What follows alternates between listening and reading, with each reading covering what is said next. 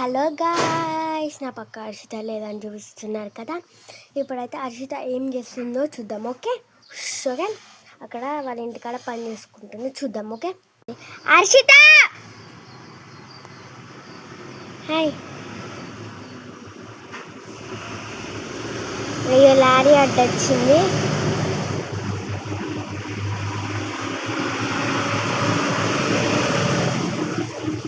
తను ఎక్కడుంది?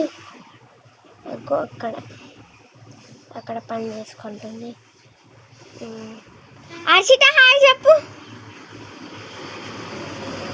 హాయ్ చెప్పు. అక్కడ హాయ్ చెప్తుంది.